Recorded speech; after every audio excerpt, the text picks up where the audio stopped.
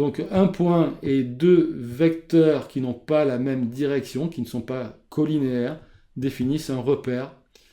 Ici, alors, si on veut que ce soit un repère du plan ABC, il faut que le point O appartienne au plan ABC.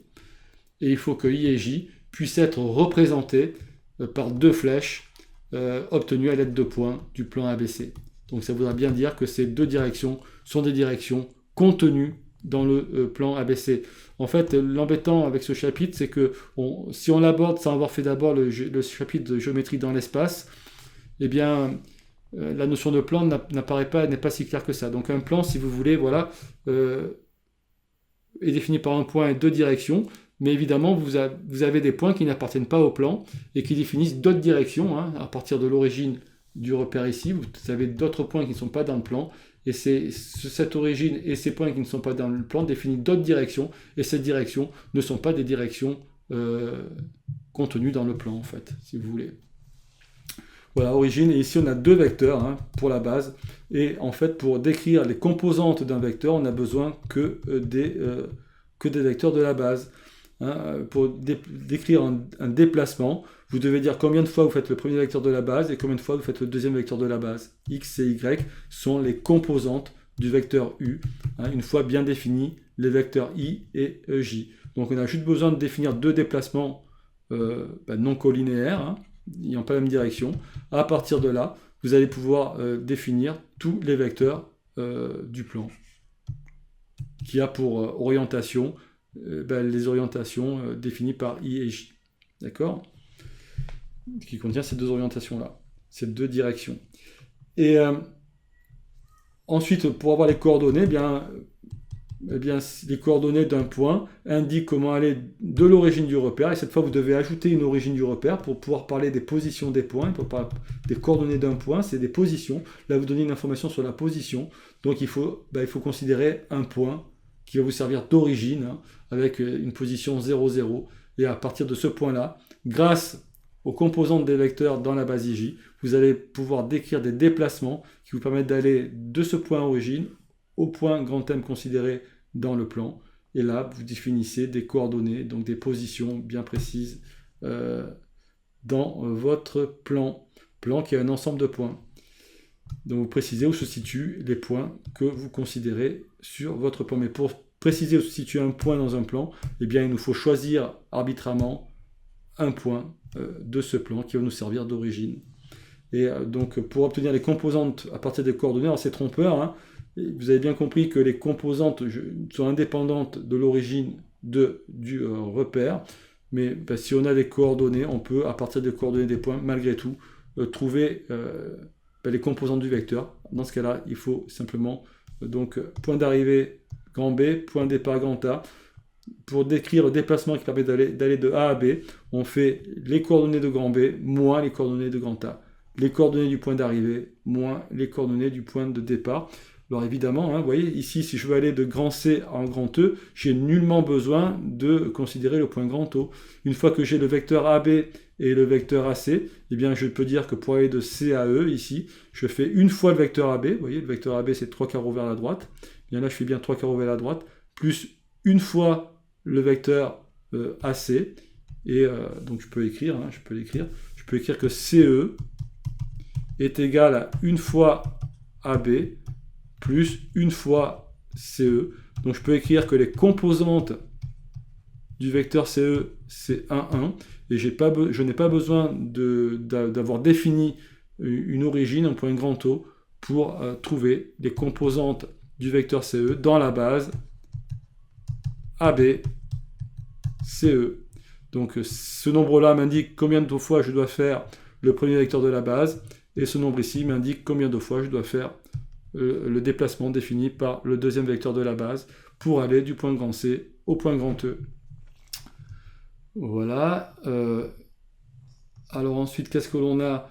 Rapidement, hein, une fois qu'on a les composantes des vecteurs, pour obtenir les composantes du vecteur qui est la somme de A et B, il suffit d'ajouter les composantes. C'est assez normal puisque on va ajouter des déplacements, donc on ajoute les composantes. On va effectuer des déplacements consécutifs et on ajoute à chaque fois les déplacements que l'on fait. Et alors ça c'est très important, c'est un peu théorème de Thalès, ou plutôt, moi ce que je préfère utiliser, en parler des propriétés des triangles semblables. Hein.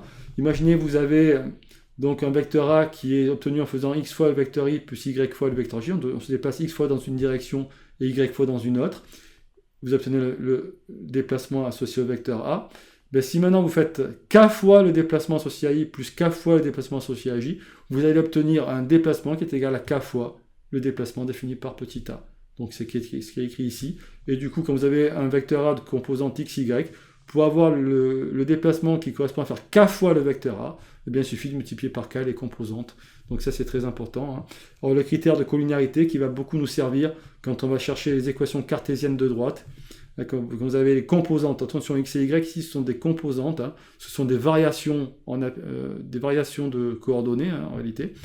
Enfin, voilà, c'est un nombre de fois un déplacement. Hein. X, c'est un nombre de fois le déplacement du premier vecteur de la base. Y, c'est le nombre de fois le déplacement du deuxième vecteur de la base, qui permet de décrire donc ici complètement le nouveau vecteur u ici. Les vecteurs de la base ici sont i et j, hein, vous avez vu. Donc on travaille avec i et j vecteurs de la base. Eh bien, pour savoir si les vecteurs u et v sont collinéaires, il suffit de faire le produit en croix. X fois y' doit être égal à y fois x'. Alors, effectivement, pour le voir très rapidement, hein, si deux vecteurs sont collinéaires, en fait, les deux vecteurs sont collinéaires seulement si l'un est égal à k fois l'autre. Voyez ? Donc, ce vecteur-là est égal à k fois x, y. Et alors, si vous faites les produits en croix, vous allez obtenir x fois k fois y égale y fois k fois x. Et vous voyez bien que vous avez ici et là, des deux côtés de l'égalité, le même nombre. Donc si vous faites le produit en croix, vous obtenez bien une égalité.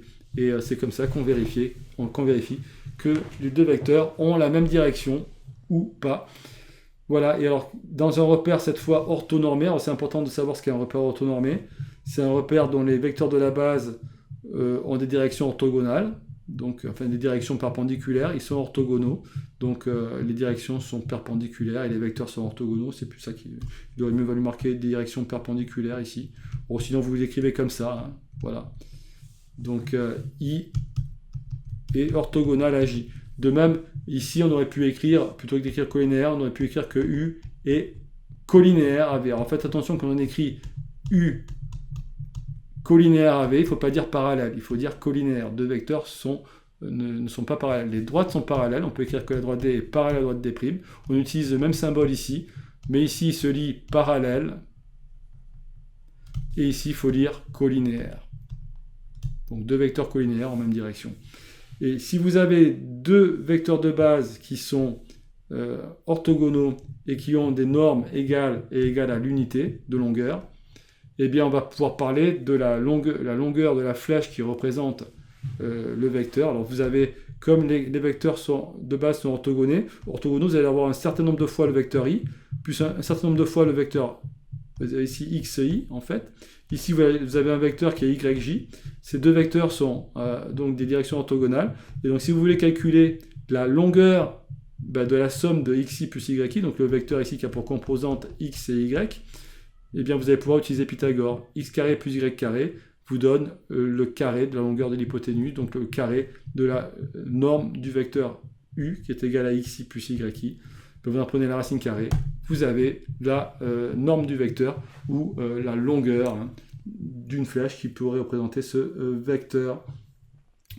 Voilà, je vais m'arrêter là dans cette vidéo. Je continuerai ensuite sur les systèmes d'équations paramétriques, équations cartésiennes d'une droite, dans une troisième vidéo.